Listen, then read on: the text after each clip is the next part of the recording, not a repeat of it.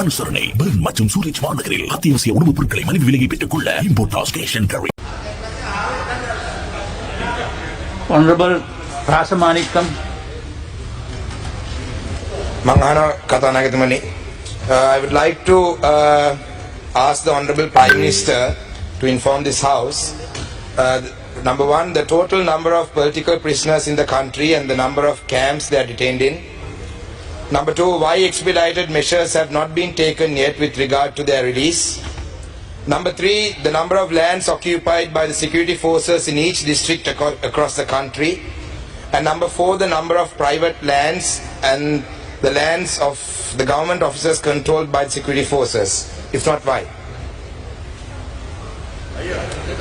අරු කතානායකතුමනි ශ්‍රී ලංකා දණ්ඩ නීති සංග්‍රහය යටතේ හෝ මෙරට පවත්නා වෙනත් කිසියම් නීතියක් යටතේ දඬුවම් ලබා දී ඇති සිරකරුවන් හෝ සැකකරුවන් අතරින් දේශපාලන චෝදනා මත සිරගත කොට ඇති හෝ රඳවා ඇති කිසිවෙකු මේ වන විට ශ්‍රී ලංකා බන්ධනාගාර තුළ නොමැති බවට මේ කරු සභාවට කියන්න කැමැතියි. කරු කතානායකතුමනි දිවයින පුරා දිස්ත්‍රික්ක අනුව ආරක්ෂක හමුදාව විසින් රඳවාගෙන තිබෙන ඉඩම් සම්බන්ධ පිළිතුරු දීම ජාතික ආරක්ෂාව ඉල්ලුම් බලපාන බැවින් මේ සඳහා පිළිතුරු ලබා දීමට නොහැකි බව ආරක්ෂක අමාත්‍යාංශ විසින් දන්වා තිබෙන බව ගරු සභාවට දන්වනවා.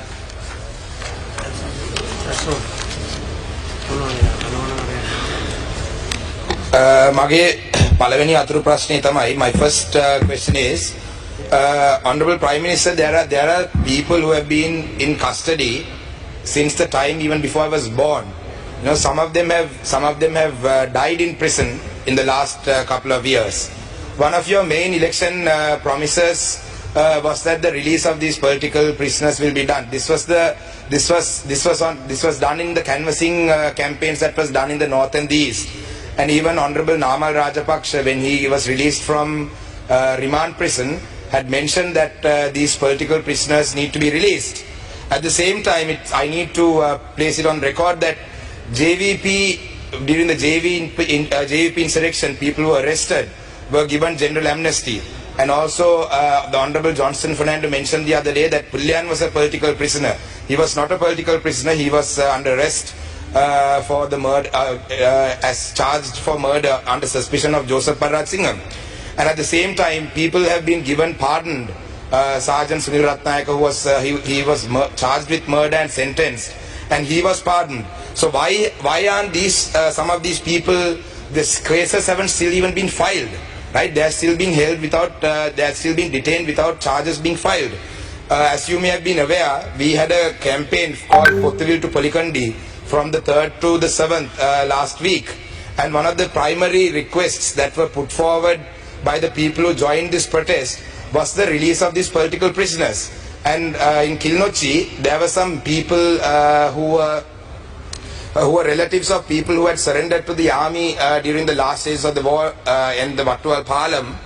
And along with them, there were parents of people who were arrested during November 27th last year for posting photos on Facebook. So their genuine concern was that the people who were arrested back in the day and the people who surrendered to the army in 2009, all of them were taken by the armed forces. Likewise, now in November 27th, there were nearly 40 odd youngsters who were arrested for posting photos on Facebook and so on and so forth. And now they are still, no charges have been filed against them as well. So naturally, there is a concern that in a few years, that these boys could also be missing because these people were arrested. So my question is, why is there two laws? I mean, why is there two laws, one law for different people, and why aren't these cases being expedited? So we can, I mean, sir, you know, as the Prime Minister, I know that you have the capacity to do it and you are genuinely concerned about these people. I would like to see that as the Prime Minister of this country, that you take some action against this because you are the only one who can do this. And we have 100% faith in you, and this was the election promise that was put forward. And it wasn't just TNA that's asking for this. The march, the Pothivil to Polikandi march that happened, nearly 100,000 people joined this, and one of the main slogans, one of the main requests was the political prisoners. Likewise, even with the Easter attacks, there are people who have been detained for almost 2 years with no cases being filed against them. So I would like to, my first question is, sir, what is happening to them? Are they going to be released, or are they going, because now election has been won, you got 2/3, presidential election was won, these things were used for politics. Are you all going to hold these people in prison just for political mileage, or is there a plan? That's my first question, sir.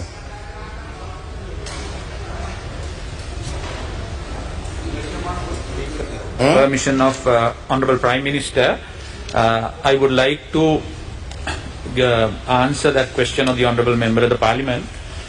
First, immediately after the 2009 defeat of the LTT, there were about 12,843 LTT suspects who surrendered to the government.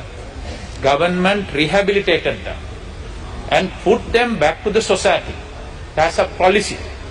All of them were reintegrated to the society. They were given skill training, and they are now more or less living in harmony with the rest of the people, including 600 child soldiers. So that's the policy of the government throughout that been. As the Honorable Prime Minister very clearly explained, there are no political prisoners in this country detained anywhere. But there are few people who have been detained or their cases are pending, charged under Prevention of Terrorism Ordinance. I would like to bring it to the attention of the Honourable Speaker and also the Honourable Member of the Parliament. I submitted that list consequent to a question raised by Honourable Suren Raghavan few days ago. I will resubmit that and give you a copy of that. All those people who have been either detained or their cases are pending, for your information. And furthermore, Honourable Member, on the direction of His Excellency the President and the Honourable Prime Minister, about a couple of weeks ago, I myself and the Minister in charge of Public Security had a discussion with the Honourable Attorney General and also His Lordship the Chief Justice of your concern. One is how to expedite those cases. We also believe those cases has to be quickly disposed of. You can't eternally keep them on remand.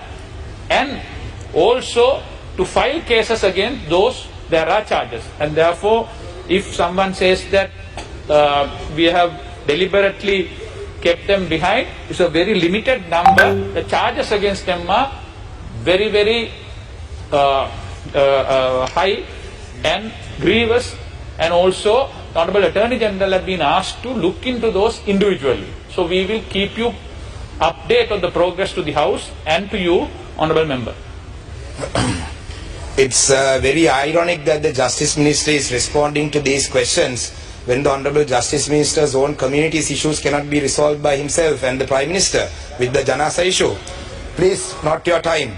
So my also one of the grievous concerns, you said that it was very serious concerns that they are detained against. But some of these some of them have been detained most recently for posting photos on Facebook and posting a poem on Facebook. I am very shocked that that's a grievous crime. So I would like to move on to my second question. You know, while we were going through the protest from Pothuil to Poligandi, while we were going through Mullaitivu, Mana, Kilnochi, it was very evident that there were so many military camps. The number of military camps, the Prime Minister has said that he is unable to disclose the information due to security concerns. I understand that. But however, there were so many military camps throughout the north and the east. So I would say that, you know, that this government's primary slogan was, establishing national security. So if this government is able to establish national security, I wonder why there is such a need for so many camps. But at the same time, why aren't we worried about setting up some camps in Colombo and Hambantota, because like I mentioned in my parliamentary speeches, Tamils and Muslims in this country are not the threat to this government in the near future. You know, we are giving out plots of land to different countries in the south and in Colombo. So why don't we set up some army camps and, security forces camps around those ports and districts as well? Because like I mentioned earlier, they are the threat for this government in the future. I'm sorry if I'm offending anyone by saying this, but these are all concerns, not just by mine, right? These are not questions that I'm asking for myself. I don't have any family or friends who are political prisoners or who are affected by this. Because even in Batiklo district, there are in Kalawanchikudi, even the divisional secretary's office, even the divisional secretariat's office, and also like the irrigation department's office, even those. Here, I will ask my question. This house wastes a lot of time on random stuff. There are a lot of people wasting time on random things. These are questions that are genuine questions that are of the people, right? You mind your own business, right? This is not, you're not the Prime Minister. So my question is, please, right? Your people who want to be the Prime Minister of this country can talk. I am asking this question from the Prime Minister.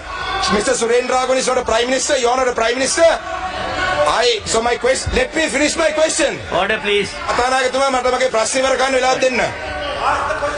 I will. Don't waste my time. Don't waste the time of this house. This house wastes a lot of time on unnecessary issues every day. Right? I have observed that there are so many unnecessary things. Yeah. I get this opportunity once a year maybe. We only get the opportunity to ask the Honorable Prime Minister a question once a year maybe, because the opposition, there's only one. Just mind your business, Surendra Raghavan. You have been appointed on the national list for this, right? You're barking because you got the national list. Just mind your own business. I'm not here on the national list. I have been elected by public, right? You are just trying to build up you're just trying to build your political career. I have already been elected to parliament by votes. Now, unlike you, I didn't come on the national list. I was elected. So let me finish my question.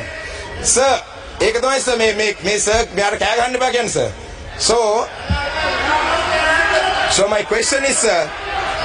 Please. Statement, just tell us what is your question. Sir, I can't finish my question, sir. Yeah, thank you. Listen to the sir.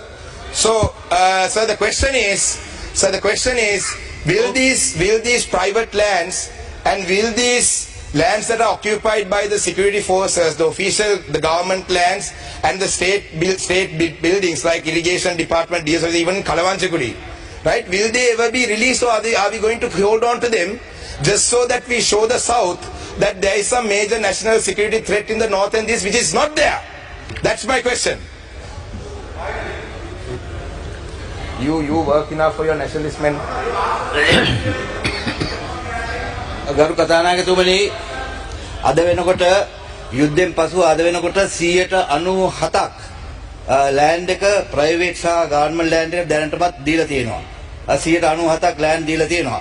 ඉතින් එතකොට ඊට පස්සේ ජාතික ආරක්ෂාව වෙනුවෙන් තමයි ඉතුරු ඒවා තියාගෙන ඉන්නේ. ඉතින් ඒක නිසා ජාතික ආරක්ෂාව ඔබතුමාට ක්වෙස්චන් කරන්න බෑ.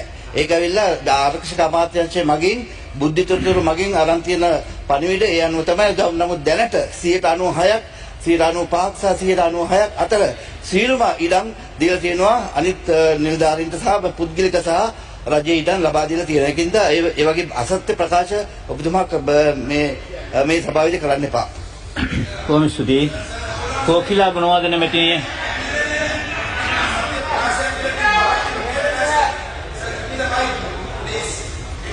You have finished your questions. Yes, Rasamanikam. Yeah, Honorable Rasamanikam. Yeah, sir, that you can't mention that it's not true. There are lands. You just came into the house. You just walked in. You didn't listen to the entire question, right? So don't say that I'm lying. Okay, so sir, that's it. Thank you, sir. I just wanted to make my point that I wasn't lying. That he just walked in. He didn't even listen to the entire question, sir. That's it. Thank you. Thank you.